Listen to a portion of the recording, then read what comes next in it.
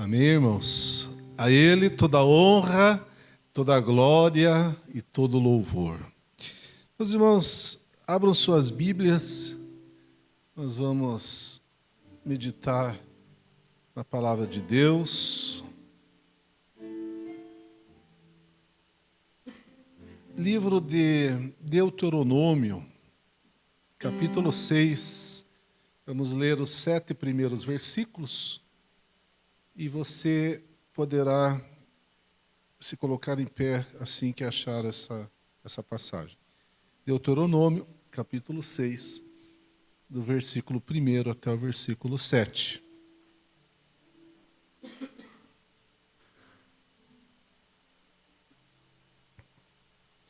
E nos diz a palavra do Senhor.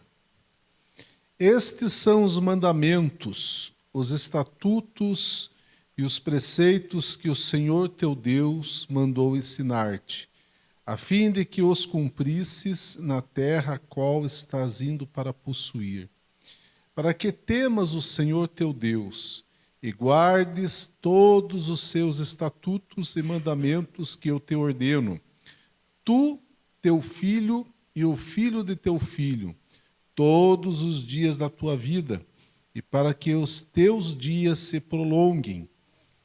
Ó Israel, ouve e tenha o cuidado de guardá-los, para que vivas bem e te multipliques muito na terra que dá leite e mel, como o Senhor teu Deus, como o Senhor Deus de teus pais te prometeu. Ouve, ó Israel, o Senhor nosso Deus é o único Senhor.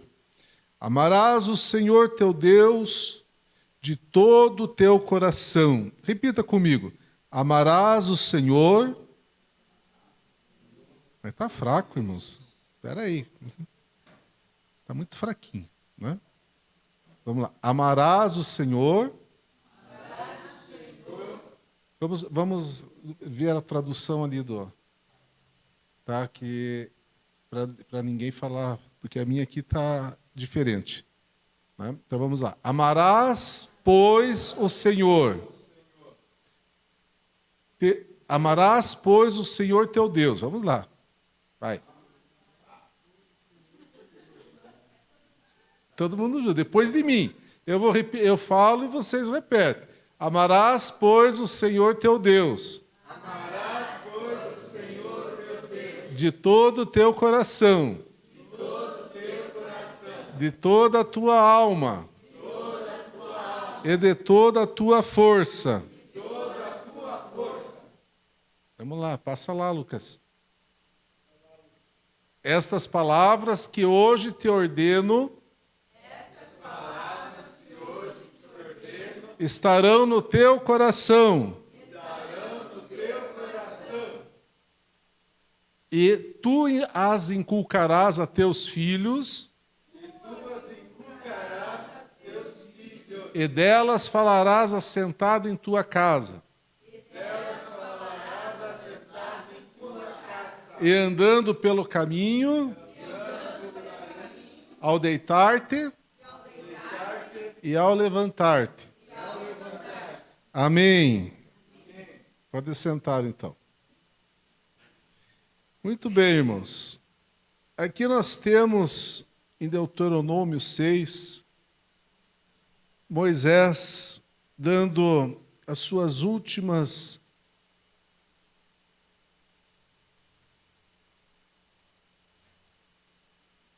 as instruções que estão sendo passadas para o povo de Israel ao entrar na terra prometida. Então, logo, irmãos, o povo de Israel, ele passou o Mar Vermelho. Deus chamou então a Moisés, né, e responsabilizou juntamente com os anciãos e os sacerdotes para ensinar o povo os seus mandamentos. E no capítulo 31, digo, né, quando Moisés aqui nomeia,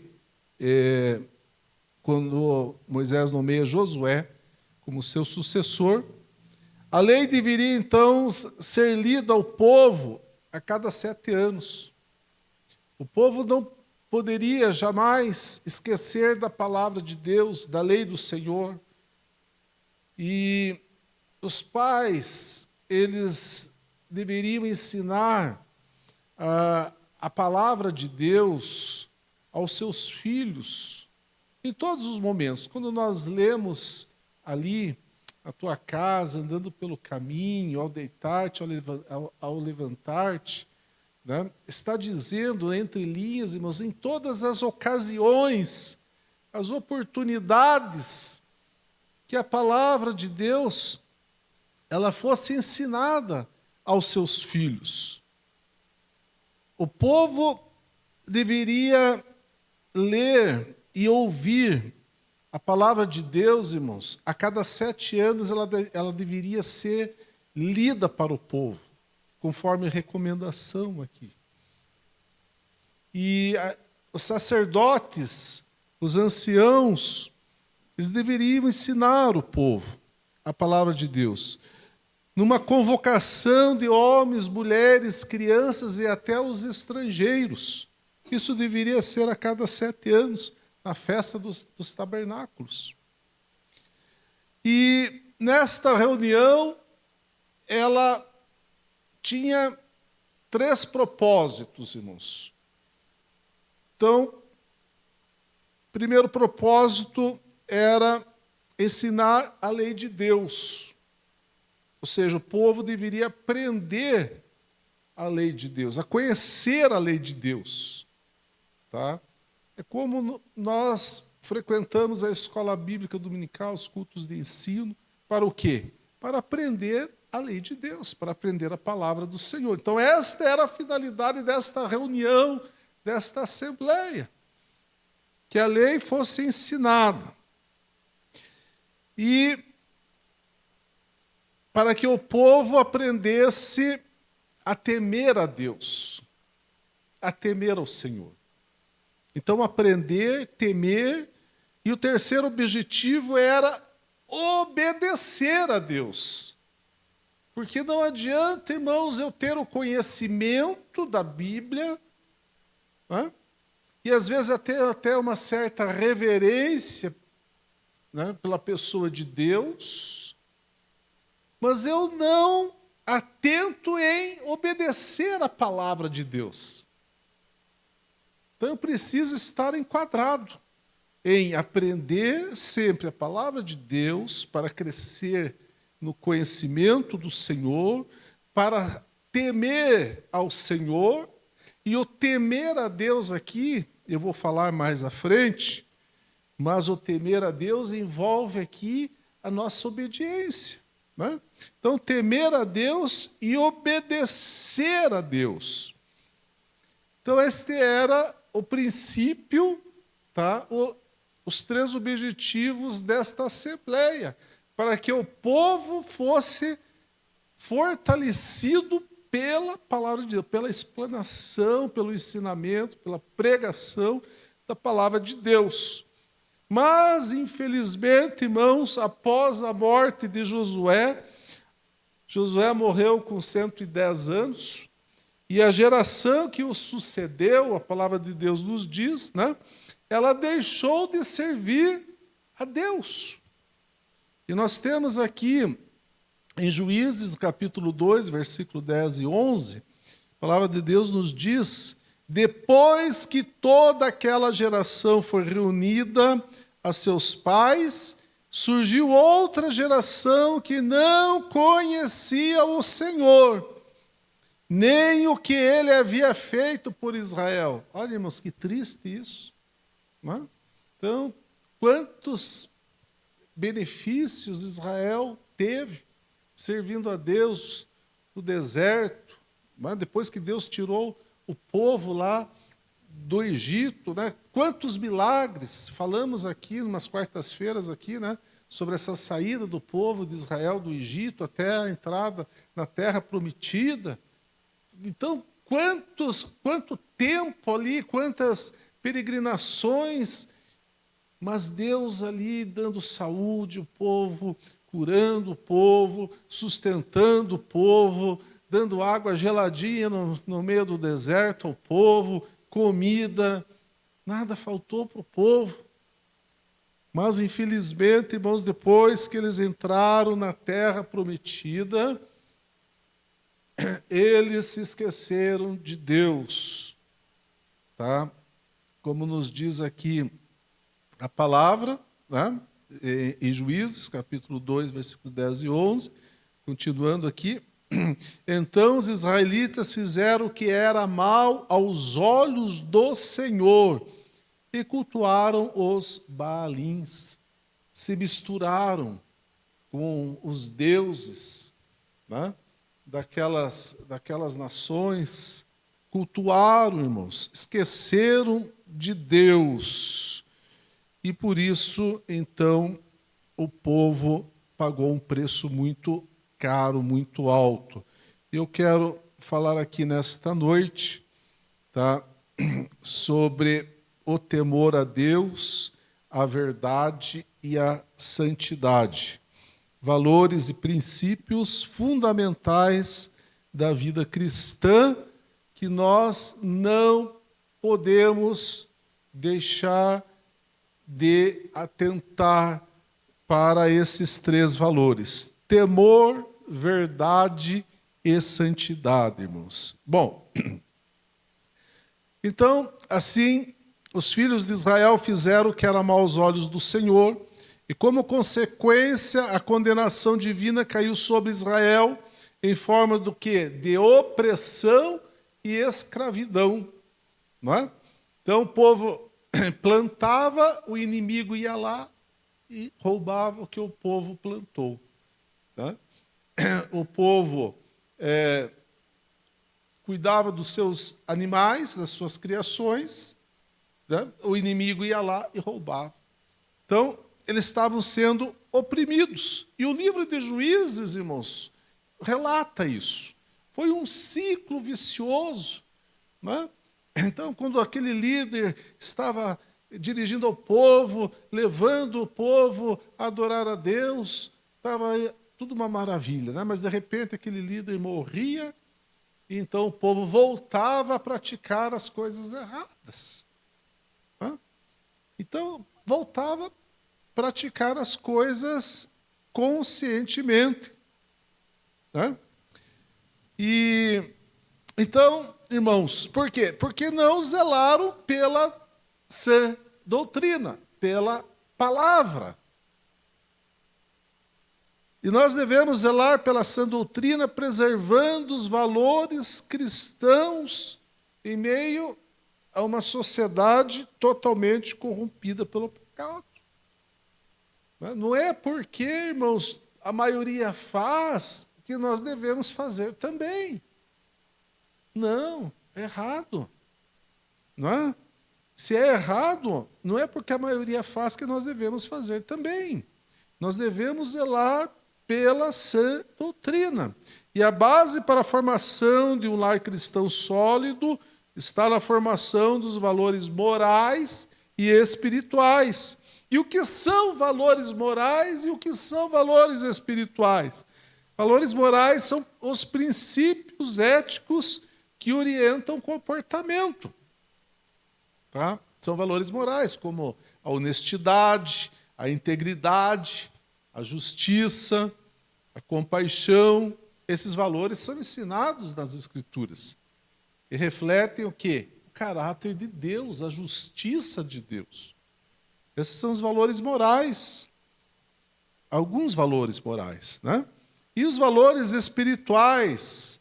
Os valores espirituais, irmãos, são a oração, né? A adoração, a dependência de Deus. Esses valores conectam, então, a família a Deus, as nossas vidas a Deus, proporcionando direção espiritual e propósito eterno. Pastor Jamiel Lopes, ele fala sobre os valores cristãos. Ele resume assim: o que são valores cristãos? São princípios, leis ou normas que regem a vida cristã, fundamentados na palavra e no caráter de Cristo. Os valores são mais do que um conjunto de hábitos e rituais desprovidos de sentidos. São, na verdade, o estabelecimento de princípios do certo e do errado, ou a formação de um juízo moral. Então, os valores ajudarão os filhos a trilharem pelos caminhos do Senhor e a fazerem escolhas certas. Olha só. Né? Então, os valores cristãos, os pais, pergunto, né? Por que aquela geração que sucedeu a Josué não conhecia Deus? Não conhecia Deus, não tinha comunhão com Deus, esqueceram de Deus, irmãos. Como pode uma geração que não conhecia Deus? Porque eles deram mais valor às coisas do mundo e não a Deus. Os pais deixaram de ensinar a lei. Naquela época ensinava a lei oral, os ensinamentos. E eles tinham a lei. Né? Como nós lemos aqui, vemos aqui em Deuteronômio 31, falei de Deuteronômio 31, né? Estava aqui aberta a minha Bíblia, que Moisés estava dando as últimas instruções. Então Moisés escreveu esta lei e a entregou aos sacerdotes, filho de Levi, que levavam a arca da aliança do Senhor, e a todos os anciãos de Israel. Né? Moisés lhe deu a seguinte ordem: ao final de cada 7 anos, precisamente no ano do perdão das dívidas, na festa dos tabernáculos, quando todo Israel se apresentar diante do Senhor, seu Deus, no lugar que este escolher, vocês devem ler esta lei diante de todo Israel. Eles tinham a palavra, eles tinham a lei, irmãos. Né? Os pais tinham o conhecimento. E por que não ensinaram? Por que não ensinaram? Bom, eu quero então falar, irmãos, sobre 3 princípios bíblicos que devem ser ensinados, preservados, guardados, que nos alicerçam para a prática de uma vida cristã abençoada. E o primeiro é o temor a Deus. Temor a Deus. Ter respeito por Deus. O que é temer a Deus? Ter medo de Deus? Vamos ver o que é temor a Deus. Toda pessoa que teme ao Senhor, guarde isso, é sábia, obediente e fiel. Toda pessoa que teme ao Senhor é o quê? E fiel. Muito bem. Provérbios 9:10 nos diz: o temor do Senhor é o princípio e o conhecimento do santo é o quê? É o mesmo versículo. Você só conhece esse versículo aqui? O temor do Senhor é o princípio da sabedoria? Não é? Conhecimento do Senhor é prudência, irmãos. Tá? Em outras traduções, prudência está traduzido por entendimento. Tá? Então, olha só. O verdadeiro entendimento vem do conhecimento de Deus e de seus caminhos. Conhecer a Deus, sua natureza, seus atributos e seus mandamentos leva a uma compreensão mais profunda da vida e das questões espirituais. E o verbo aqui, irmãos, para temor ou temer, no original hebraico, é iarê. Ele pode significar, então, ter grande temor, ele pode significar ter medo, tá? Mas também ele pode significar uma pessoa em posição exaltada, de grande respeito e reverência. Tá? Como a posição de Deus, né, de grande respeito, reverência, tá, a Ele. Quando vemos em Gênesis 22:12, Abraão, então o anjo disse: não estendas a mão contra o moço, não lhe faças nada, pois agora sei que temes a Deus. Então a palavra aqui, no verbo temer, é iarê. Então, irmãos, iarê ele está envolvido aqui não somente em ter respeito por Deus, mas em obedecer a Ele. Tá? Em obedecer. O temor do Senhor está atrelado à obediência a Deus. Então não basta eu ter respeito por Deus, como eu falei há pouco, tá? Se eu não tenho, então, se eu não estou obedecendo a Ele, se eu não estou vivendo conforme os seus mandamentos, se eu não participo da Santa Ceia, né? Se eu só venho para a igreja, então eu tenho que estar em obediência para Deus e com Deus. Eu tenho que ter compromisso com Deus.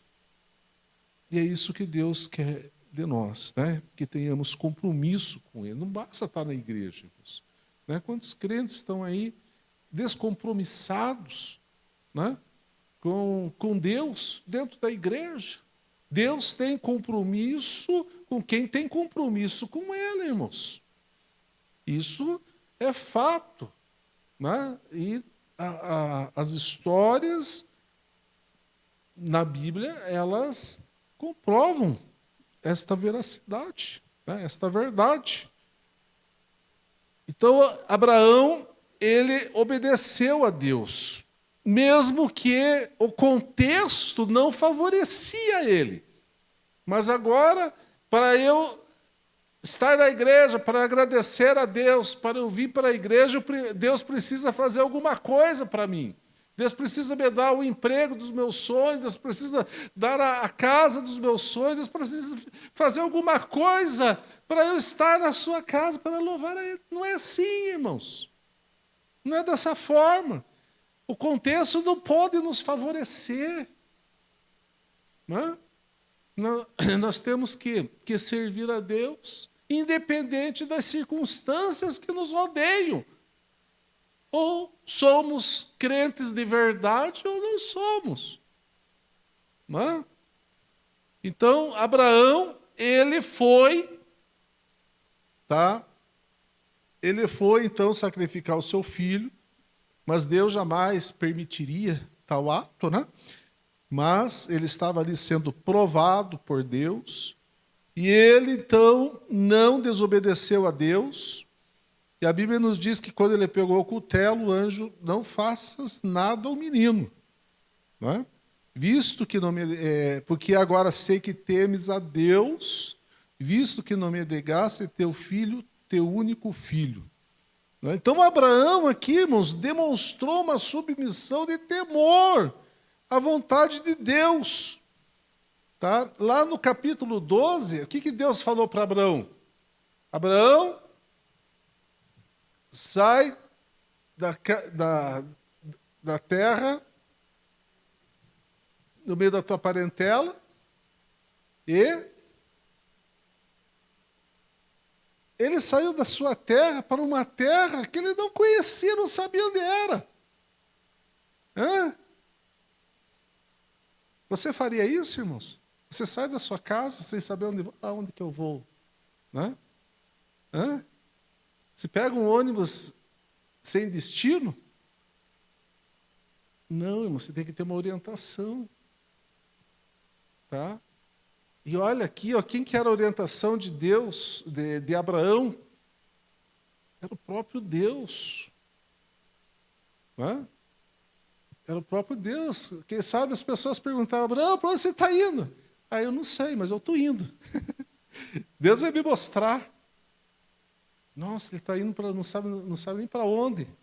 Né? A fé, a obediência que esse homem teve.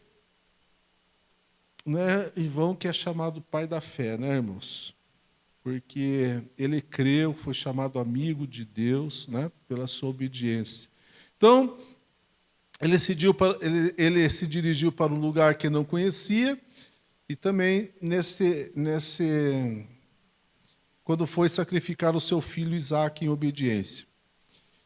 E nós, irmãos, o temor a Deus hoje se manifesta quando uma pessoa confia em Deus, mesmo em decisões difíceis, colocando a sua vontade acima das ambições pessoais. É o que eu acabei de falar, né? Temer a Deus, buscar ao Senhor, independente das nossas ambições pessoais. Né? Olha só, Deus pediu o seu filho Abraão. Né? Mas Abraão, mas meu filho, filho da promessa, meu único filho, quanto tempo levei, né?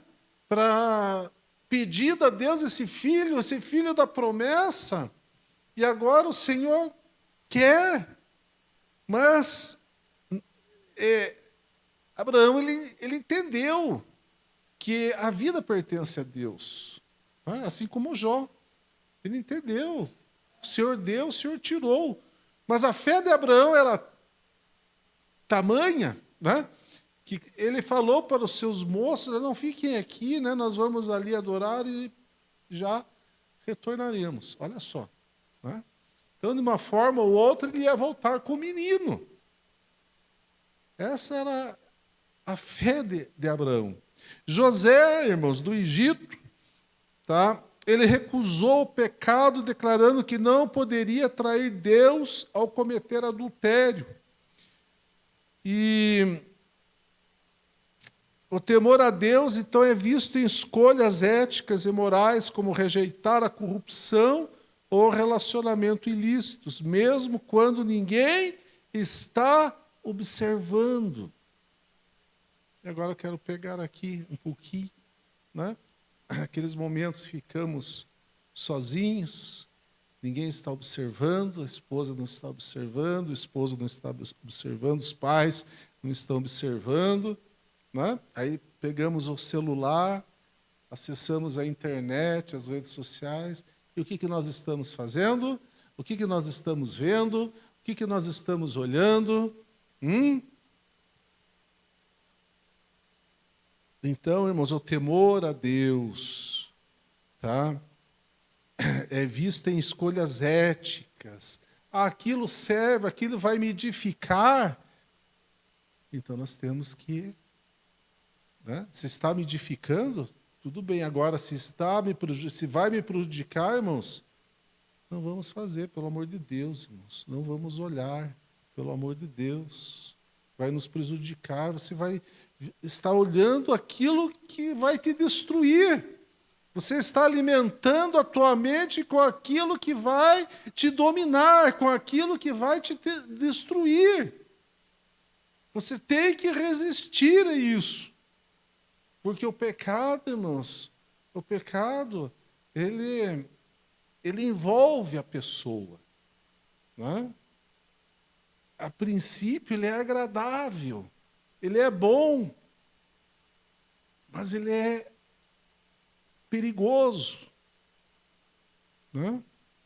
Ele quer destruir a pessoa, é essa a finalidade, o objetivo de Satanás, irmãos. Muitos jovens aí, desculpa a expressão, estão quebrando a cara, irmãos. Né? Porque não estão ouvindo seus pais, não estão ouvindo o pastor, né? E esconde coisas dos seus pais, estão vendo e se relacionando com pessoas pela internet, né, que não conhecem. E isso é perigoso, irmãos, é perigoso. Né? Então nós precisamos preservar os valores cristãos, irmãos. O temor ao Senhor. Quero falar aqui ainda de Estevão, né? A sua vida é um exemplo de cristão, permaneceu fiel até a sua morte. E olha só, quando ele estava ali sendo apedrejado, o que ele falou, irmãos? Os irmãos lembram?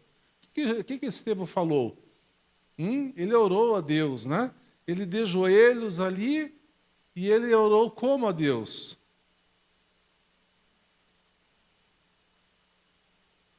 Isso. Aquelas pessoas apedrejando, né?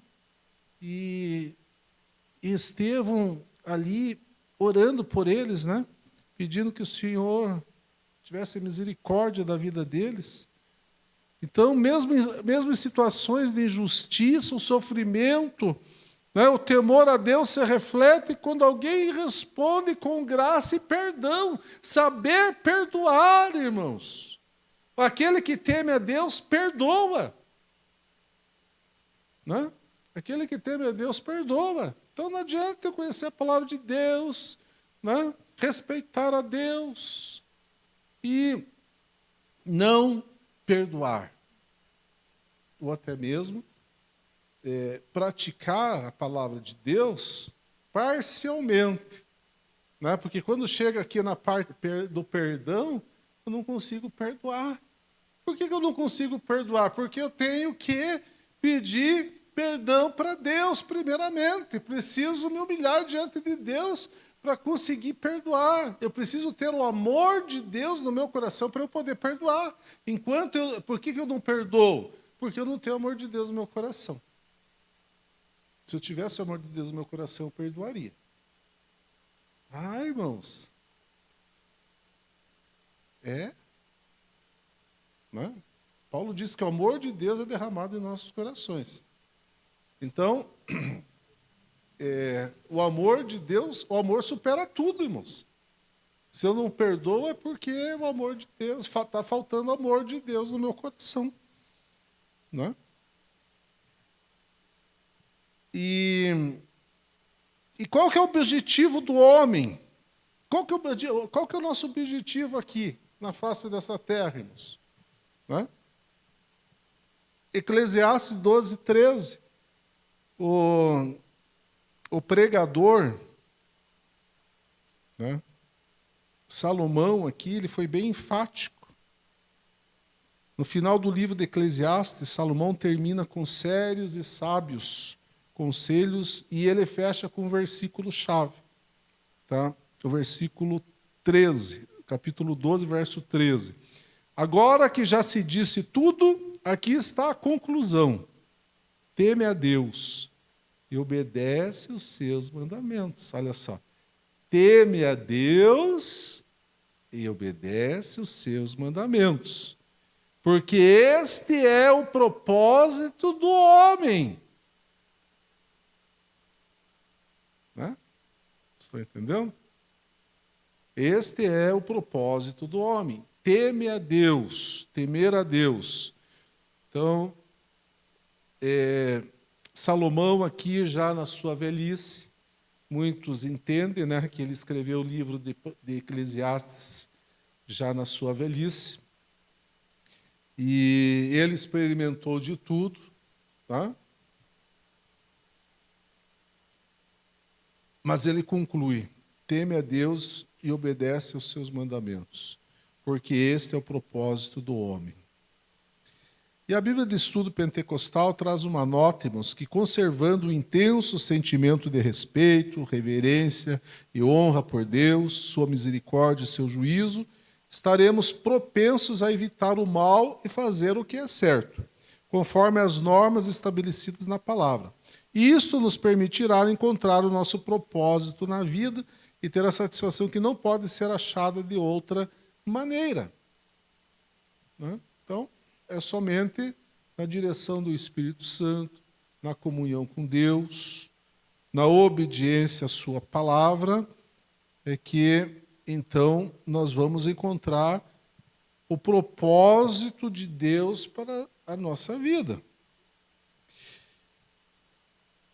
O segundo valor que eu quero falar aqui nesta noite, o primeiro valor, então, é o temor a Deus. O segundo valor é a verdade, irmãos. A verdade. A palavra verdade, no original hebraico, é emet. Emet. significa fidelidade, credibilidade e estabilidade. E sempre no hebraico tem uma história por trás da história, né? E essa palavra emet, tá? Como ela é traduzida para o português, com a letra E, com a letra M, com a letra E e com a letra T. Emet. Ela, no original hebraico, ela é composta de 3 letras, de 3 consoantes. Tá? Claro que tem os sinaizinhos ali maçoréticos, né? Mas isso veio posteriormente. Mas ela é composta por 3 letras. E essas 3 letras ela tem um significado, irmãos, interessante. Tá? Então, ela é composta pela letra Aleph, tá? Que é uma letra muda, como o nosso H no português, né? Que nós não pronunciamos a letra H. É mais ou menos isso, né? Que acontece com a letra Aleph, que ela é a primeira letra do alfabeto hebraico. Aí vem a letra Mem, né, que é a letra M, do alfabeto hebraico, a letra Mem, e a letra Tav, que é o nosso T. Né? E ela é a última letra, do alfabeto hebraico. Né? Então, Aleph, Mem e Tav. E essa palavra, irmãos, emet, essa palavra é composta, então, pela primeira letra do alfabeto hebraico, pela letra mediana, que ela está no meio, a letra Mem, né? E a última letra, que é a Tav. E o que significa isso? Tá? Então, a palavra emet, traduzida para o português, é verdade. E significa aquilo que é visto do início, meio, fim. Né? Isso é uma verdade, irmãos. Né? É aquilo que é visto no início, no meio e no fim. A verdade, ela não se inventa. A verdade, ela se descobre. E na Bíblia, irmãos, Deus é frequentemente descrito como sendo a própria verdade. João 14,6, Jesus disse-lhe Jesus, eu sou o caminho, a verdade e a vida. E ninguém vem ao Pai, senão por mim, disse Jesus. Não é? Então aqui, Jesus é a própria verdade. E Pilatos, né, quando Jesus disse para Pilatos, né, que ele era a verdade, né, que ali em João, no capítulo 18, Jesus, falando sobre a verdade para Pilatos, Pilatos lhe perguntou, o que é a verdade? O que é a verdade? Então Pilatos lhe perguntou, né, o que é a verdade? Que Cristo falou que todo aquele que é da verdade ouve a minha voz. Isso que Jesus falou para Pilatos. Todo aquele que é da verdade ouve a minha voz. E antes Jesus havia dito, a fim de dar testemunho da verdade. Né? E todo aquele que é verdade ouve a minha voz. Aí Pilatos perguntou, mas o que é a verdade? Então, nesse sentido, irmãos, essa pergunta de Pilatos é uma incógnita. Qual foi o sentido que ele perguntou? Será que ele queria saber realmente sobre a verdade? Ou será que ele estava num tom de deboche? Né? O que é a verdade?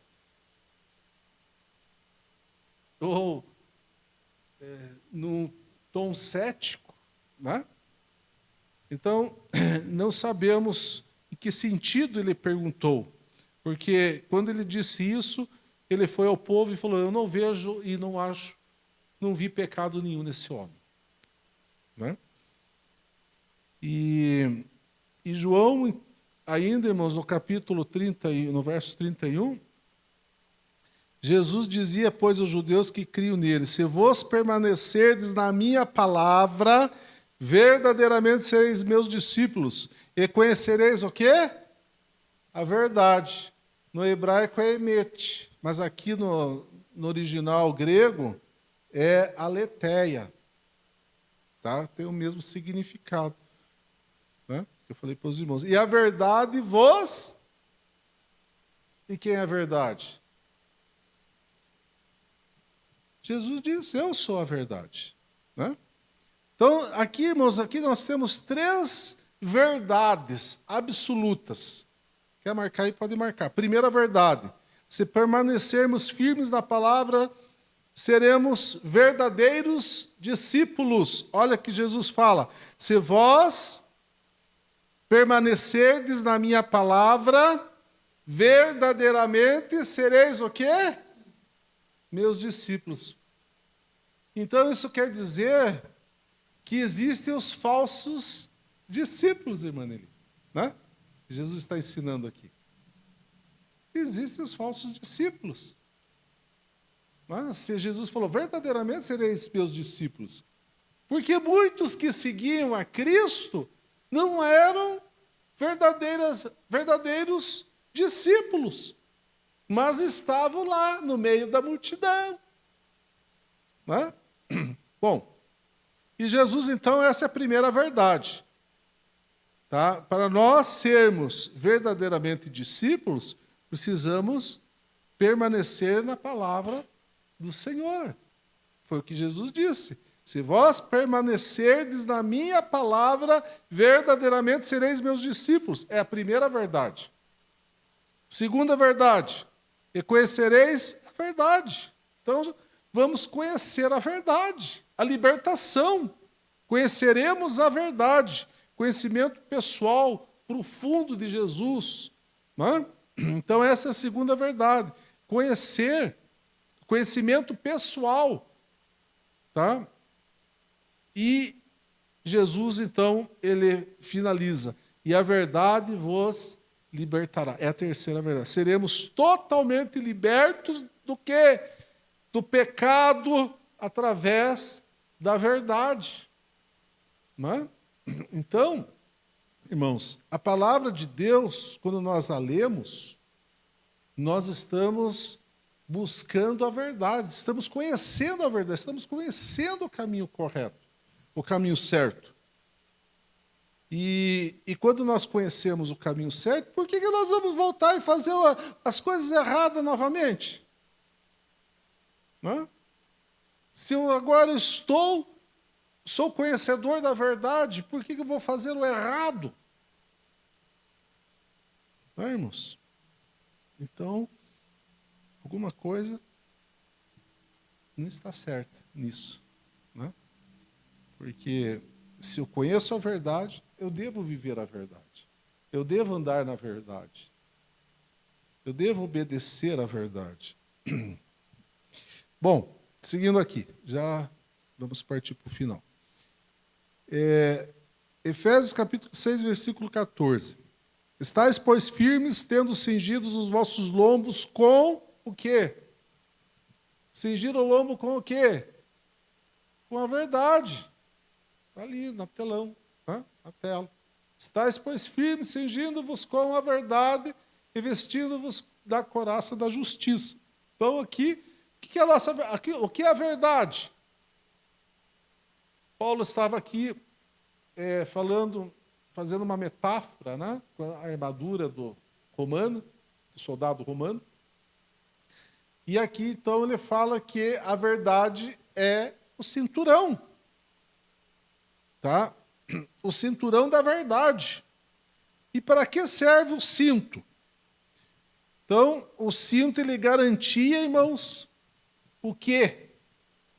Por que serve o cinto? O que ele amarrava com o cinto? Hã? E se ele não colocasse o cinto? Hã? Ia ficar aquela coisa, né, toda... Né? Então, quando está com o cinto, está bem preso, tem mobilidade. Né? Agora, como é que ele ia lutar, né, se não tivesse o cinto? Então, o cinto ajudava a proteger o corpo e que mantinha a espada também no seu lugar quando o soldado não estivesse lutando, durante a luta, né? Então, garantia que a túnica ali do soldado, né? Garantia, então, que permanecesse presa durante a luta.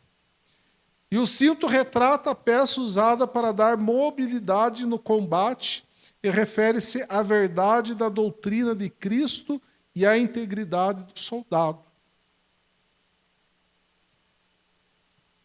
Então, o cinto trazia estabilidade, irmãos, trazia firmeza.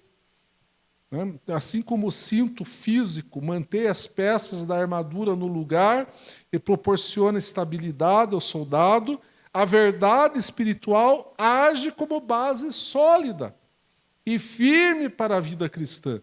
Ela fornece estabilidade em meio às adversidades, incertezas e ataques espirituais. Irmãos, nós sabemos de onde nós viemos, o que nós estamos fazendo aqui e para onde nós vamos. Tá? Então, não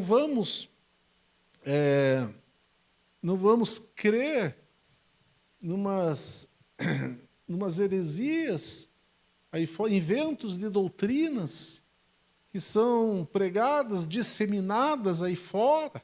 Por quê? Porque nós conhecemos a palavra. Né? A palavra de Deus, ela é suprema, nós não somos fundamentalistas, não. Mas a palavra de Deus, ela é suprema. A palavra de Deus, ela é para todos. Então, a proteção contra enganos, a verdade, o cinto também protege contra ataques e enganos do inimigo. Quando você conhece a verdade, ninguém vai chegar e falar algo, opa, isso daí não é verdade. Isso é mentira. Isso daí é engano. E como que eu sei que aquilo é mentira?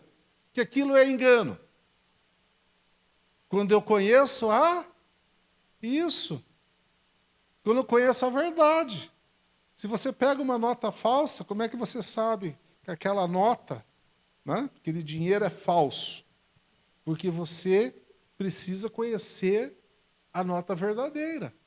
Se você não conhecer a nota verdadeira, você não vai saber que aquela nota é falsa. E é a mesma coisa, irmãos. Né? As heresias, as coisas, as doutrinas aí, as falsas doutrinas. Quantas pessoas estão sendo enganadas? Por quê? Porque não conhece a verdade. Né? Por isso que nós temos que ler a palavra, estudar a palavra, meditar na palavra, porque é a palavra que vai nos libertar e vai nos dar conhecimento de quem é Jesus, né? De quem é Deus e o que nós devemos fazer. Então, a verdade, ela vai nos proteger contra o engano. Ela nos capacita a discernir entre o que é verdadeiro e o que é falso, mantendo-nos firmes na fé. Né? E preparação e prontidão. O cinto era, então, uma parte essencial da preparação do soldado para o combate. E, da mesma forma, a verdade espiritual nos prepara para enfrentar os desafios da vida cristã, capacitando-nos a resistir aos ataques do inimigo e a permanecer firmes na nossa fé. Né? Somos chamados para viver em conformidade com a verdade, tanto nas palavras quanto em nossas ações. Isso envolve ser honesto, envolve ser íntegro, né? Em todos os aspectos da nossa vida. Né? Refletindo, então, o quê? Caráter de Deus. Né? Então, por isso que eu preciso perdoar, né? Eu preciso ter misericórdia, eu preciso ter compaixão, né? Eu preciso ser justo, eu não posso ser parcial, preciso agir imparcial. Né? Então, porque fulano eu conheço, né? Vou beneficiar lá, né? Trabalho no céu. Irmãos, precisamos andar em justiça. Né? Nós precisamos ser justos, tá? Dessa forma, porque nós refletimos o caráter de Deus. O papel do cristão não é só proclamar a verdade, anota aí, tá? Mas viver a verdade. Não é só proclamar a verdade. Nós não somente proclamamos a verdade, nós vivemos a verdade, damos exemplo da verdade. Né? E por último, irmãos, tá? Quero falar aqui um pouquinho de santidade. Tá? Já estamos finalizando. Santidade. O que é santidade, irmãos? O verbo santificar, no original hebraico, é kadash. Lá em Isaías 6, nós encontramos o adjetivo kadosh, santo. Tá? Kadosh. Nós encontramos em Isaías 6, no original hebraico. Mas o verbo é kadash. Kadash é o ato, o estado e o processo de se tornar santo. Tá? Então, é o processo de se tornar santo. Ou seja, santificação é o processo que nós estamos vivendo. Processo de se tornar santo. Realizado, então, na vida do salvo, pela ação de quem? Do Espírito Santo. O termo santificação e seus derivados traz a ideia de separado do uso comum, tratado com cuidado especial, consagrado. Tá? Então, irmãos, nós não somos santos na plenitude, mas nós somos santos. Tá? Mas nós somos santos, porque nós estamos nos santificando.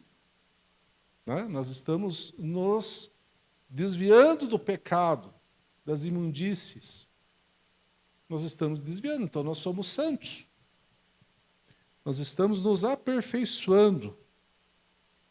Olha só, que Paulo falou em 2 Coríntios, capítulo 7, irmãos, versículo 1. Coloca ali para nós, irmã Nelly.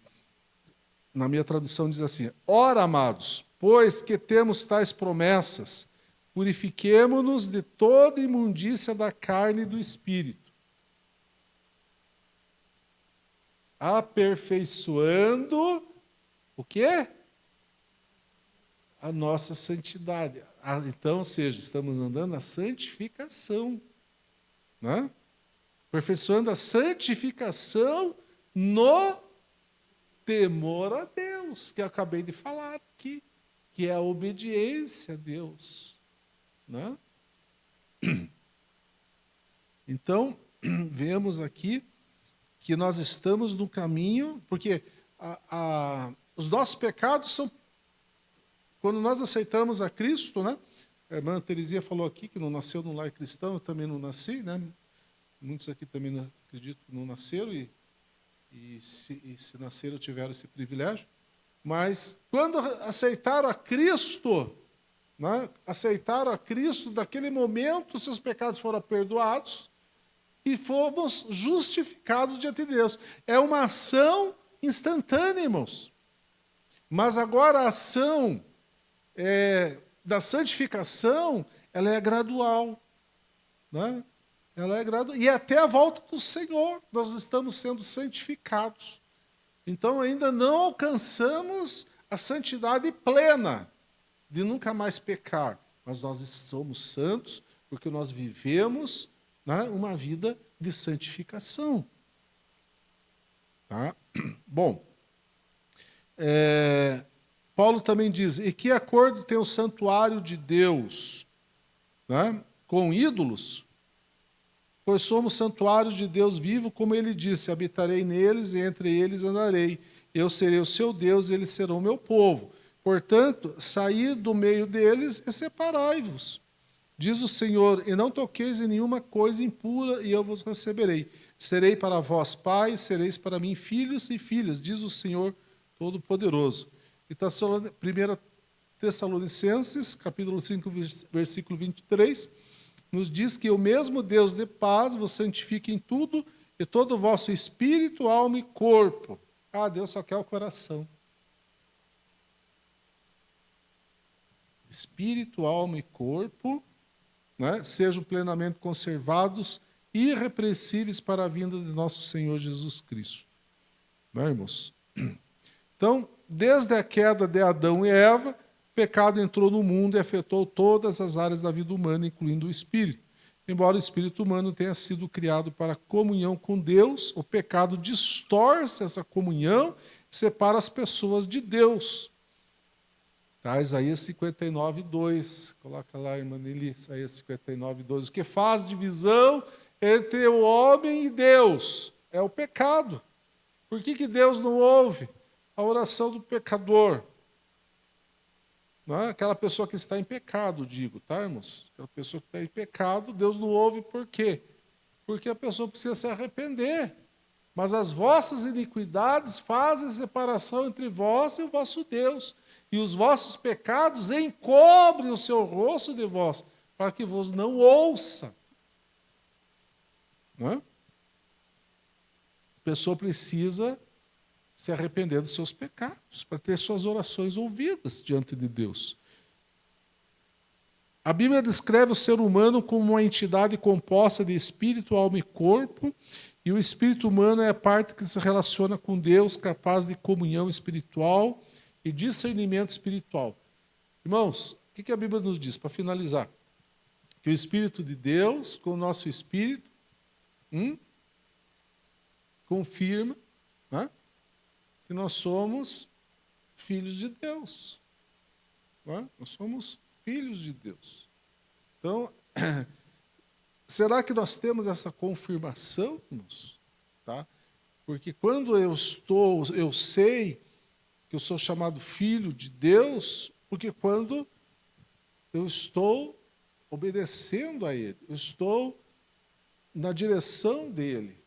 Né? Eu sou filho dele. O filho, ele obedece o pai. O filho faz as coisas que o pai faz. Né? Então, o espírito humano é a parte que se relaciona com Deus, capaz de ter comunhão espiritual e discernimento espiritual. Então, podemos concluir, irmãos, que esses 3 tópicos aqui, que eu falei aqui, né, são fundamentais para a vida cristã. O temor a Deus, a verdade, né, e a santidade. São valores, princípios fundamentais para nós ensinarmos os nossos filhos, netos, né, para nós darmos testemunhos e para nós, principalmente, vivermos, né, para que possamos, nesta geração que nós estamos vivendo aí fora, né, essa sociedade pecaminosa e relativista, né, possamos dar exemplo, né, de verdadeiros cristãos, né, e não cristão de fachada, né, irmãos? Mas que Deus tenha misericórdia das nossas vidas, vamos continuar firmes, buscando a Deus, buscando a sua graça, o seu amor. Essa é a palavra que Deus colocou no meu coração. Eu quero agora fazer uma oração com vocês. E amanhã teremos, às 9h15, uma abençoada Escola Bíblica Dominical. Vamos falar sobre Jesus, a ressurreição e a vida. Né? Jesus disse, eu sou a ressurreição e a vida. Na realidade, ele falou 7 vezes, né? Eu sou a porta, eu sou a luz, eu sou o pão. E uma dessas ocasiões ele falou, eu sou a ressurreição e a vida. Então, irmãos, venham para a Escola Bíblica Dominical. Vamos orar, então, agradecer a Deus. Vamos orar para o nosso pastor, sua família que está em viagem. E por todos aqueles que precisam da oração da igreja. Amém? Quantos estão agradecidos a Deus?